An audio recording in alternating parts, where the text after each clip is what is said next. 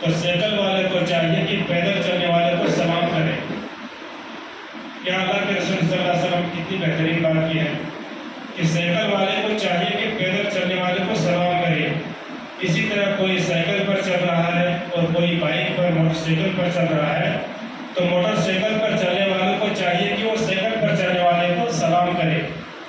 اسی طرح کوئی چار چکا گاڑی میں چل رہا ہو، کار ہو، ماروتی ہو یا جو بھی ہو، اور کوئی بائک پہ چل رہا ہو، موٹر سائیکل پہ چل رہا ہو تو کار والے کو چاہیے کہ وہ موٹر سائیکل والے کو سلام کرے۔ اس سے پیار یہ نکلتا ہے، اس سے اللہ کے رسول صلی اللہ علیہ وسلم نے اس لیے اس طرح کا کہا کہ تاکہ کسی کے اندر یہ فخر نہ ہو، گھمنڈ نہ ہو کہ ہم گاڑی پر چلیں تو سائیکل والے کو کیا سلام کریں گے، ہم کار پر چل رہے ہیں تو موٹر سائیکل والے کو کیوں سلام کریں گے۔ نبی کریم صلی اللہ علیہ وسلم بعض دفعہ جب راستے پر چلتے تھے تو چھوٹے چھوٹے بچے کھیلتے تھے، اللہ کے رسول صلی اللہ علیہ وسلم ان بچوں کو سلام کیا کرتے تھے۔ جو پورے کائنات کو دنیا جب سے بنی ہے اور آخر جب دنیا ختم ہو گئی قیامت تک کے لیے سب سے بہتر اور بڑا انسان ہے، بچے کو سلام کرتے تھے۔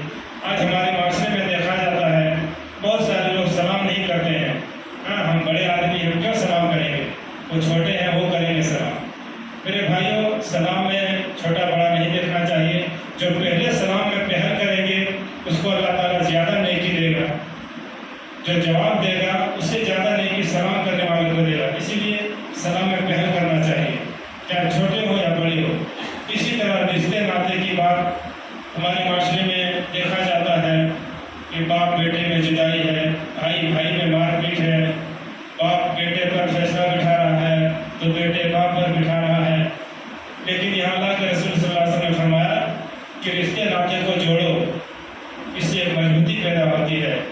اور اسی طرح اس حدیث کی اگلی کڑی میں بتایا کہ جب ساری دنیا سو رہا ہو تو اٹھ کر رات کی نماز پڑھو، رات کو قیام کرو۔ یعنی ساری دنیا جب سو رہا ہے تو اللہ تعالیٰ نے فرمایا، اللہ کے رسول صلی اللہ علیہ وسلم نے فرمایا اٹھ کے نماز پڑھو، یعنی تہجد کی نماز پڑھو۔ نفل نماز میں سب سے افضل نماز تہجد کی نماز ہے۔ اس کے آگے فرمایا جو اس طرح کریں گے اللہ تعالیٰ نے، اللہ کے رسول صلی اللہ علیہ وسلم فرمایا وہ آدمی کامیاب ہو جائے گا، یعنی وہ جنت کو پا لے گا۔ لہٰذا ہمیں بھی کوشش کرنا چاہیے کہ ہم سلام میں پہل کریں، رشتے ناطے کو جوڑیں۔